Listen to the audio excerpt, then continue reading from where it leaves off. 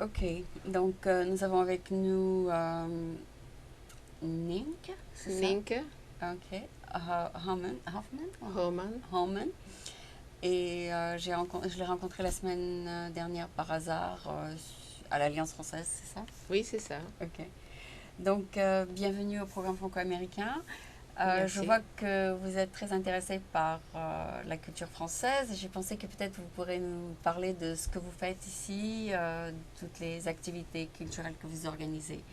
Donc, peut-être parlez-nous un peu, peut-être dites-nous comment vous avez démarré toute cette organisation. Eh bien, en fait, je suis interprète et traductrice. D'accord. Je parle cette langue, mais en fait, cela n'a rien à faire avec mes organisations sociales, si vous voulez. Oui, J'ai commencé parce que j'avais été invitée au Legion of Honor Museum à San d'accord, Francisco d'accord, par une amie qui est docent là-bas, qui est donc, comment ça s'appelle en français c'est quelqu'un qui guide dans le musée, qui est guide dans le musée. mhm, Et elle m'avait invité, c'était un sujet qui ne m'intéressait pas tellement. Et j'ai dit, bon, je vais quand même, c'est tellement gentil de sa part de m'inviter.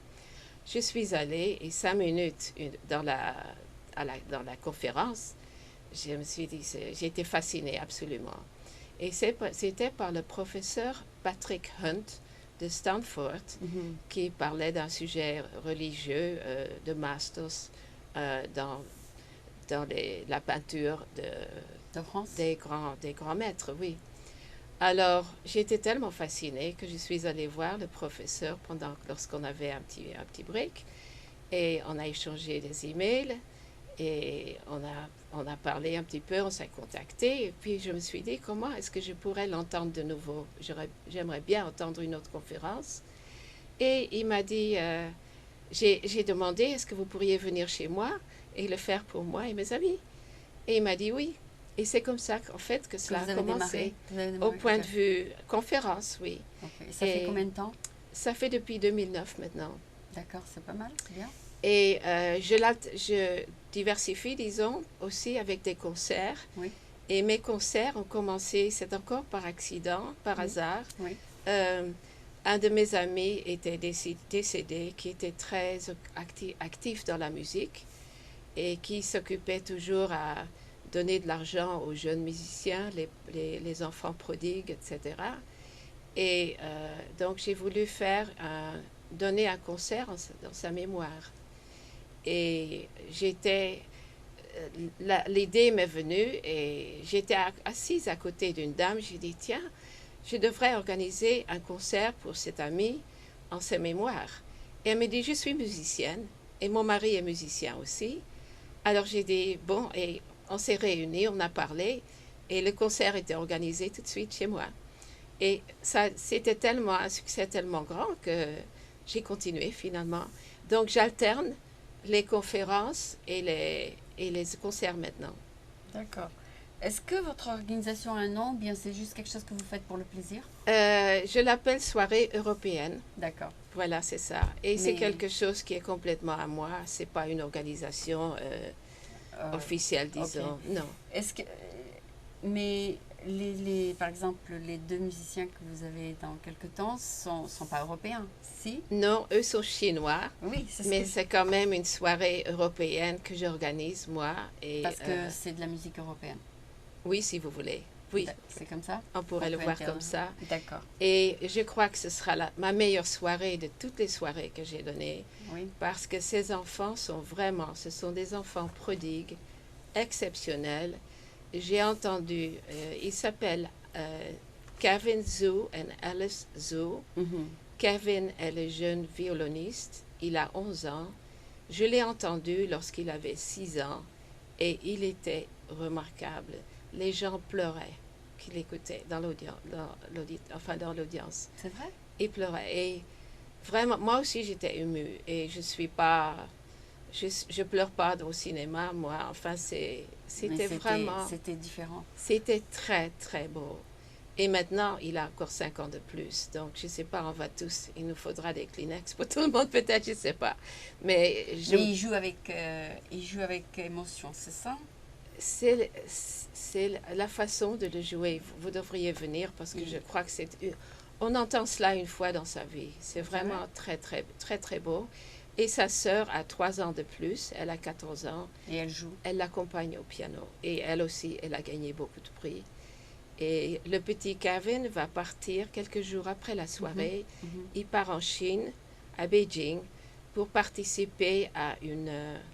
c'est comme un concours, si vous voulez. Il est le plus jeune participant du concours. D'accord. Oui. Est-ce que ces jeunes-là ont été encouragés par leurs parents ou bien c'est un peu inné? Je pense que c'est les deux, je pense. D'accord. Il a commencé, Très le tôt. petit Kevin, lorsqu'il avait 3 ans et demi. Les parents le poussaient?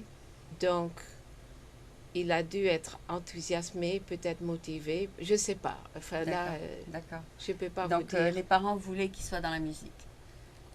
Je ne suis même pas sûre. Peut-être qu'ils ont trouvé que la musique les intéressait et Il fallait qu'ils les encourager. qu'ils les ont encouragés parce qu'ils s'en sont aperçus. Je ne crois pas que ce sont des parents tellement ambitieux qui veulent absolument que l'enfant le fasse. Je n'ai pas cette impression-là. D'accord, d'accord. Vous avez rencontré les parents? Oui, très brièvement d'ailleurs. D'accord. Oui. Et vous, vous venez de mentionner que vous faites de la traduction. Oui, Et vous avez donc le français, c'est votre deuxième langue? oui, j'ai vécu partout au monde en fait. Oui.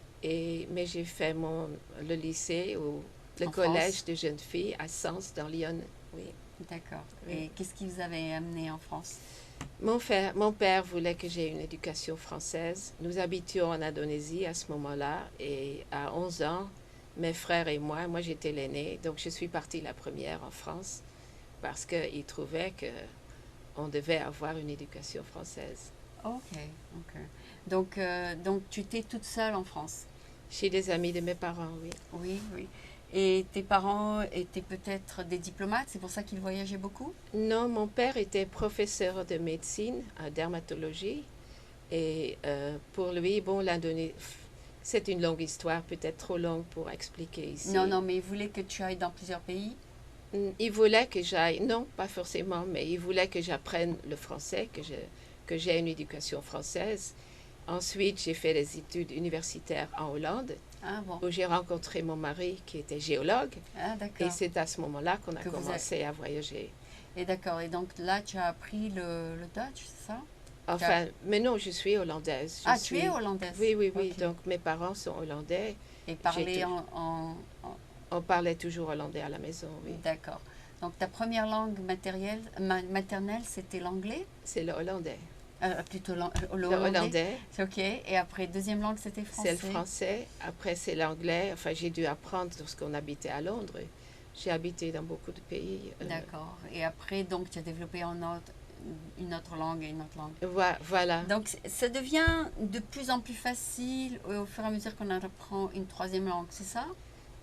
Oui, à moins que la langue soit tellement différente, par exemple le japonais Il faut vraiment commencer à zéro. ou le russe, on n'a pas de point de repère. Ça n'aide pas vraiment que Ah, de d'accord. savoir C'est le pas une langue français. latine. Exactement. D'accord. D'accord. Et qu'est-ce que vous aimez, c'est-à-dire, vous dites que vous êtes traductrice, qu'est-ce que vous aimez traduire, les romans ou les films ou les... Les romans, ce serait le plus sympathique peut-être, mais c'est le moins payé. Ah, d'accord. Comme les pièces de théâtre, ça m'intéresserait plus que les documents légaux. Oui. C'est ça qui paye le plus, mais c'est assez ennuyeux. D'accord. Donc, Oui. tu fais ce qui paye le mieux, donc. C'est ça ce que tu veux dire? Oui, en fait, parce que bon, je suis obligée de gagner de l'argent comme tout Oui, le monde. oui, non, non, mais c'est-à-dire, tu ne traduis pas nécessairement les trucs que tu aimes traduire. Non, j'ai pas toujours le choix. D'accord, d'accord. D'accord, et ta pratique et plutôt ton business est dans le Marin County, c'est ça? Avant, oui, j'habitais dans le Marin County, mais maintenant j'habite à Broadway et Fillmore ici, en San Francisco. Ah, tu es pas loin de chez moi alors. Ah bon? Ok, Oui. oui, j'habite plutôt un peu plus bas du côté de Sutter. et Ah Fillmore, oui, d'accord. Et je donne des cours aussi, des fois, des cours particuliers de français, d'espagnol. Je donne des cours au Sacred Heart School aussi, Ah bon? comme remplaçante, oui. D'accord, ben c'est très bien que tu sois tout le temps active. Et alors, le jour où je t'ai rencontré, il y avait un tas de monde dans la salle, c'était surtout des gens de Stanford? Non, ce sont tous des amis à moi ou des amis d'amis. Ah, Alors c'est moi qui les avais invités et c'était un sujet qui, je pense, intéressait les gens. J'ai eu une soixantaine de personnes ou oui, il y avait 70 pas mal de monde, ce qui et est c'est pas normal. C'est pas toujours comme ça, l'Alliance. D'habitude, il n'y a que 3, 4, 5, des fois 10, mais il y a c'était différent cette fois-ci. Il y avait beaucoup de monde. C'était organisé par moi. Donc, je loue la salle Mm. et je... Donc, c'était pas nécessairement les membres de l'Alliance. Pas du tout, ils n'ont rien à voir avec cela. C'était une location, disons, mais on s'entend très bien, monsieur D'accord. Et Lederman. le monsieur, enfin, je suis vraiment désolée de ne pas avoir pu rester, mais est-ce que le professeur qui a fait la présentation fait cette présentation souvent à Stanford? Euh, Pas la même parce que moi, je choisis les sujets. Ah, c'est toi qui choisis, Oui, oui, d'accord. oui. Et en général, ce sont des sujets d'art, par exemple Van Gogh. Mhm, Vous dites Van Gogh ici et Van Gogh en France.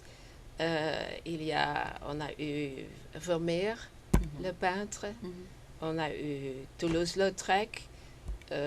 Il a parlé des momies qui ont 10 000 ans. Oui. Il a été à la télévision d'ailleurs pour le National Geographic. Ah oui. Il y a, il y a peut-être 6 mois, il était à la Et tu l'as télévision rencontré comment?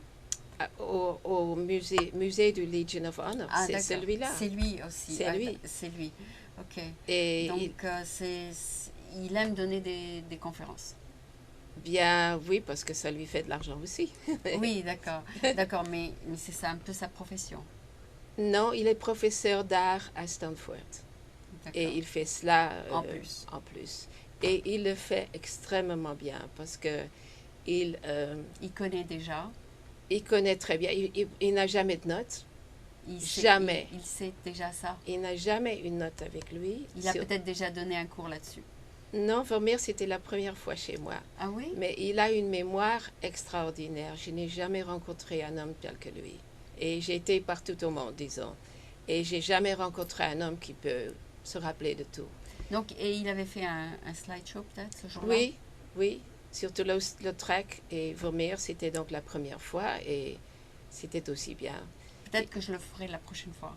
Oui, j'espère. Oui. Il a parlé des... Par exemple, il est directeur d'anthropologie aussi à Mhm, Stanford mhm. et il demande à des étudiants de venir avec lui. Il le fait tous les étés pour voir dans les Alpes où est passé Hannibal avec ses éléphants, par exemple. D'accord. Alors, ils prennent chaque fois un différent passage pour voir où Hannibal serait passé. Ils regardent, ils analysent le sable. Est-ce qu'il y a eu un feu ici il y a centaines d'années, enfin des centaines d'années, etc. C'était très intéressant d'ailleurs. D'accord. Donc, la conférence était à peu près d'1 heure, je pense, c'est ça? Oui, 1 heure. Et puis, ça avait commencé parce que je voulais donner des parties. Il n'y avait pas de soirée euh, amusante Ah, donc à San donc Francisco. ça a continué après, c'est ça? À mon âge, par exemple, il n'y Oui. avait rien. Les gens ne veulent pas aller à un bar pour rencontrer quelqu'un. Ça avait commencé comme ça pour les gens qui Qui n'étaient veulent pas se mariés. rencontrer. Oui, et puis il y avait des gars docteurs s'étaient plaints parce qu'une dame était trop âgée. J'ai dit, je ne veux plus faire ça. Et après, c'est avec les conférences, bon, c'est mélangé maintenant. Il y a, Plusieurs âges, plusieurs. oui, plusieurs âges. Il y a des gens qui ne sont pas mariés, d'autres qui sont mariés. C'est un mélange de Ah, tout. c'est aussi une manière sociale de se rencontrer, c'est peut-être? Exactement, mais Donc, oui, il y a oui. tout. Tu mets l'utile à l'agréable, ou plutôt la culture avec Oui, l'agréable. et puis il y a du vin, il y a quelque chose à manger. Les gens en général ne dînent plus après la soirée. Ah oui? Oui. D'accord, j'ai pas eu le temps de goûter ce qu'il y avait, mais je suis sûre que c'était très bon. Donc, est-ce que tu penses faire d'autres